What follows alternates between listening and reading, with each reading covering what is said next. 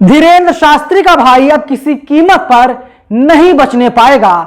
Police ने SC/ST act के तहत धीरेन्द्र शास्त्री के भाई पर केस दर्ज कर लिया है, क्योंकि खुलेआम गुंडई कर रहा था धीरेन्द्र शास्त्री का भाई। नमस्कार, मेरा नाम है नवीन कुमार नंदन और आप देख रहे हैं इंडिया इंटरनेशनल न्यूज। मैं आपको ऐसी खबर बताने जा रहा हूं जिस खबर को टीवी वाले छुपा रहे हैं और इसके साथ ही अगर दिखा भी रहे हैं तो अलग तरीके से महिमा मंडन करने का काम कर रहे हैं। आज तक ने खबर छापी है, धीरेन्द्र शास्त्री के छोटे भाई पर लगा SC/ST एक्ट क्या गिरफ्तार करेगी MP की पुलिस? बड़ा सवाल है।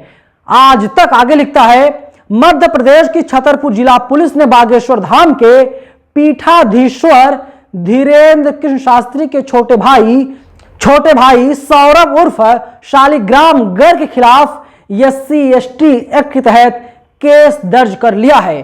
छोटे महाराज के नाम से फेमस शालिग्राम पर आरोप है उसने एक शादी समारोह में घुसकर दलित परिवार को तमंचों की नोक पर धमकाया, जाति सूचक गालियां दी और मारपीट भी किया। घटना छतरपुर जिले के गढ़ा गांव की है। 11 फरवरी को गांव में एक दलित परिवार की बेटी का विवाह समारोह आयोजित हो रहा था। उसी दौरान रात करीब 12 बजे के आसपास बागेश्वर धाम के पीठाधीश्वर पंडित धीरेन्द्र शास्त्री का छोटा भाई शालिग्राम गर्ग विवाह समारोह में पहुंचा और लोगों से गाली गलौज और मारपीट करने लगा।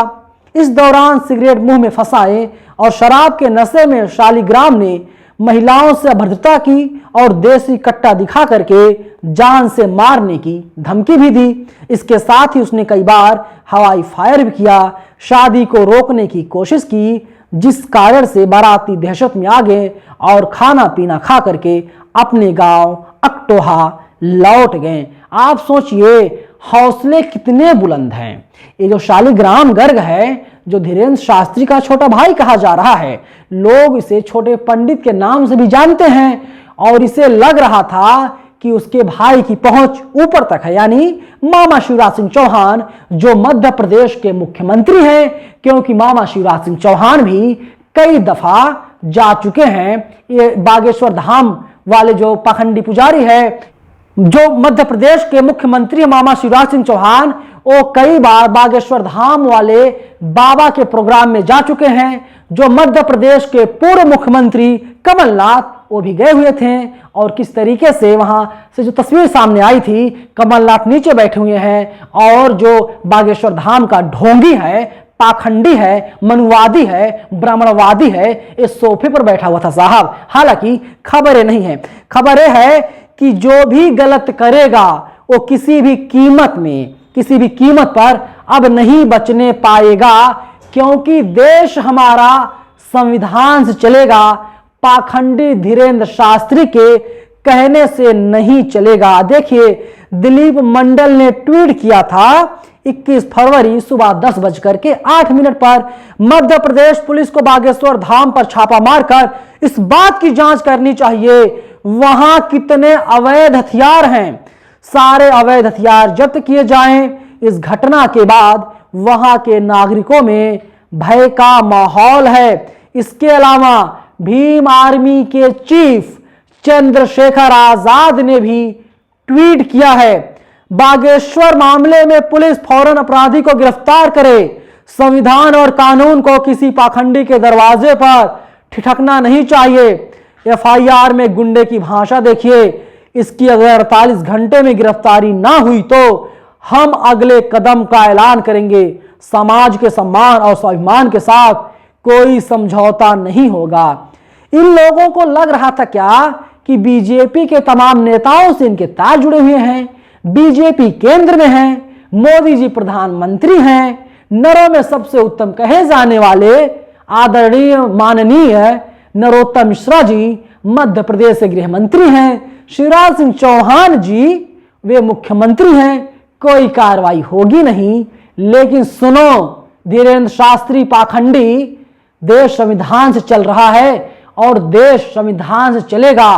तुम्हारे जीजा ताऊ ताई मामा मौसी फूफा कोई तुम्हारे जानने वाले मुख्यमंत्री प्रधानमंत्री बन जाएं, लेकिन तब भी जो आरोपी है, दोषी है, वो नहीं बच सकता और उसके ऊपर कड़ी से कड़ी कार्रवाई होनी तो तय है। आप सोचिए इनके हौसले जो हैं कितने बुलंद हैं। अब आप देखिए, वहीं जी न्यूज लिखता है, देखिए जी मध्य प्रदेश है किस तरीके से बेहयाई से लिखता है। धीरेन्द्र शास्त्री के भाई ने कट्टा लेकर बारातियों को धमकाया, पंडित जी बोले हर मामले को बागेश्वर धाम से ना जोड़े। धीरेन्द्र शास्त्री, मैं तुमको चैलेंज करता हूं, अगर तुम इतने बड़े जानकार हो, अगर तुम सारी चीजें पहले ही जान लेते हो, तो तुमने क्यों नहीं रोका? तुम्हारे भाई के खिलाफ केस कैसे दर्ज हो गया बताओ? तुम तो खुद को अंतर्यामी बताते हो, लोगों का भविष्य बताते हो, तुम अपने भाई का भविष्य नहीं बता सके। इससे बड़ा पाखंड का सबूत और क्या होगा? मैं चैलेंज करता हूं तुमको, अगर तुम में हिम्मत है तो तुम स्वीकार करो और बताओ तुम्हारा भाई गिरफ्तार होगा कि नहीं होगा। मैं दावे के साथ कह सकता हूं 24 से 48 घंटे के भीतर तुम्हारा भाई सलाखों के पीछे होगा। मध्य प्रदेश की पुलिस कान खींचते हुए जेल के अंदर डाल देगी और तुम कुछ नहीं कर पाओगे, क्योंकि तुम पाखंडी हो, तुम ढोंगी हो, तुम देश और समाज का माहौल खराब करना चाह रहे हो। तुम्हारे पास कोई ज्ञान नहीं है, तुम सिर्फ जनता को बरगला रहे हो, जनता को मूर्ख बनाने का काम लगातार कर रहे हो। अब आपको जानना चाहिए एससी एसटी कानून होता क्या है, कब लगता है? मुझे पता है तमाम लोग जो मुझे देख रहे हैं वे लोग बहुजन समाज से आते हैं, एससी एसटी वर्ग से आते हैं। एससी एसटी कब लगता है? हमने गूगल पर सर्च किया, गूगल कह रहा है एससी एसटी कानून मुख्यतः उन मामलों में लागू होता है जहां कोई दूसरे वर्ग या जात का व्यक्ति किसी हरिजन व्यक्ति को इसलिए अपमान करता है कि वह अनुसूचित जाति या अनुसूचित जनजाति का है, तो यह कानून लागू होता है और इसमें गिरफ्तारी का भी प्रावधान है, यानी आपकी गिरफ्तारी सुनिश्चित की जाती है और पुलिस जैसे ही केस दर्ज करती है उसके कुछ घंटों बाद पुलिस को गिरफ्तार करना होता है, यानी पुलिस द्वारा आरोपी को गिरफ्तार कर लिया जाता है। और अब धीरेन्द्र शास्त्री का भाई भी नहीं बचेगा और धीरेन्द्र शास्त्री की उल्टी गिनती शुरू हो गई है। और अब धीरेन्द्र शास्त्री तुम्हारे अच्छे दिन आने वाले नहीं है, बहुजन समाज जागरूक हो गया है और लगातार तुम एक्सपोज होते हुए दिखाई दे रहे हो। और तुम्हारे भाई को किसने अधिकार दिया था? किसी दलित की शादी में जाएगा, वहां पर तमंचा लहराएगा, वहां पर फायरिंग करेगा, जाति सूचक गालियां देगा, गुंडई करेगा, नारेबाजी करेगा, शादी रुकवाने की कोशिश करेगा। अरे ये तो मूर्खों का काम होता है, लेकिन तुम्हारे भाई को लग रहा था कि उसका कुछ नहीं होगा। देख लो, अपराधी कितना शातिर क्यों ना हो, वो बच नहीं पाता, कोई ना कोई निशान छोड़ ही जाता है। और जो वीडियोज वायरल हो रहे हैं, वीडियो को तो हम नहीं दिखा सकते, लेकिन जैसा वीडियो सामने आया है ये बताने के लिए काफ़ी है। तुम्हारा भाई गली का गुंडा है और अब मध्य प्रदेश की पुलिस उसे गिरफ्तार करके जेल भेजेगी और अब वो जेल की रोटी ही खाएगा। फिलहाल इस वीडियो में इतना ही, लेकिन पूरी खबर को लेकर के आप क्या सोचते हैं? अगर आपके मन में कोई बात चल रही है, कोई विचार है, तो आप हमें कमेंट सेक्शन में जरूर बताइएगा। धन्यवाद।